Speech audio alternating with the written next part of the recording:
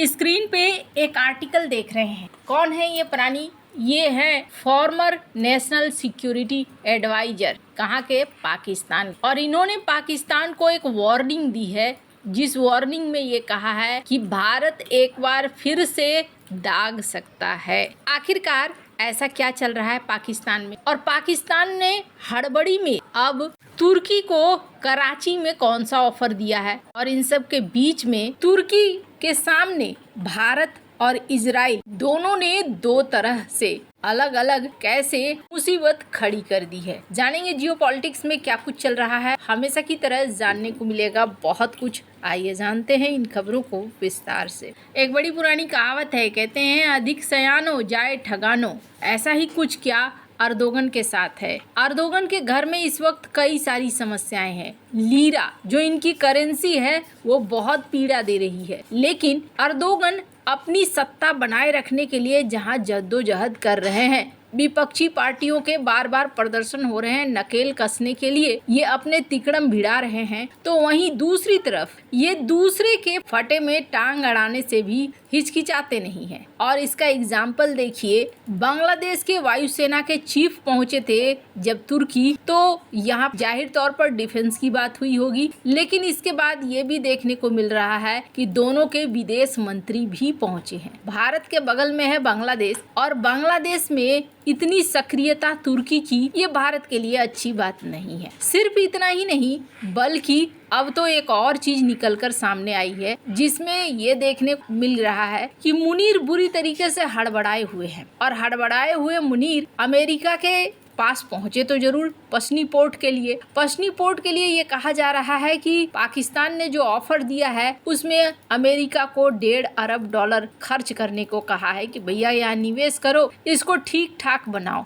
बदले में अमेरिका को क्या मिलेगा? तो ये ना कभी कागजों में लिखा नहीं होता है, लेकिन कहा जा रहा है, जो एक्सपर्ट व्यू कर रहे हैं उनका कहना ये है कि बदले में अमेरिका को मिलेगा वो बेस जहां से वो ईरान पर हमला कर सके, पश्चिमी पोर्ट जहां से वो चाबहार पर नजर रख सके, जहां से वो ईरान पर नजर रख सके, जहां से वो चीन पर भी नजर रख सके, और जहां से वो भारत पर भी नजर रख सके। तो पश्चिमी पोर्ट तो एक मामला हुआ। दूसरी बात ये कही जा रही है कि अमेरिका से ये भी मांग रहा है पाकिस्तान कि हमारे बेस को आप एक बार फिर से ठीक कर दो और इसमें आप खर्चा खुद का करो। अब अगर खर्चा अमेरिका खुद का करता है, जैसी कथित तौर पर खबरें आ रही हैं, तो ऐसे में अमेरिका बिना मतलब के किसी को चवन्नी न दे। यहाँ पर अगर पाकिस्तान के पीछे खर्च करेगा तो बदले में उसे क्या चाहिए होगा? ईरान के खिलाफ पाकिस्तान के जो भी बेस इस्तेमाल करना चाहता है अमेरिका, वो इस्तेमाल कर लेगा। तो यहाँ पर एक हड़बड़ाहट देखने को मिल रही है पाकिस्तान के अंदर। पर मामला सिर्फ अमेरिका तक नहीं है। ऐसा नहीं है कि पाकिस्तान सिर्फ अमेरिका के ऊपर भरोसा कर रहा है, बल्कि पाकिस्तान ने इन्होंने तुर्की को भी न्योता दे दिया है। और तुर्की को क्या न्योता दिया है कि आओ, कराची में हमारी जमीनें हैं और इन जमीनों को आप इस्तेमाल करो। कराची में 1000 एकड़ मुफ्त जमीन है, जिसको देकर औद्योगिक पार्क और निर्यात क्षेत्र विकसित करने को कह रहा है कि आप आइए, यहाँ पर आप 1000 एकड़ मुफ्त जमीन देंगे, यहाँ पर इंडस्ट्रियल पार्क बनाइए और आप यहाँ से कराची पोर्ट से जुड़ सकते हैं, जहाँ से आप दुनिया भर में अपने सप्लाई वगैरह कर सकते हैं।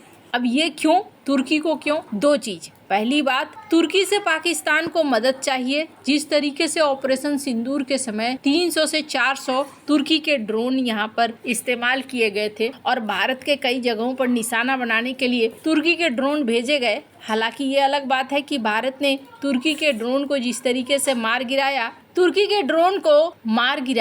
और इसका परिणाम ये हुआ कि तुर्की के ड्रोन की जो रेपुटेशन थी वो खराब हुई।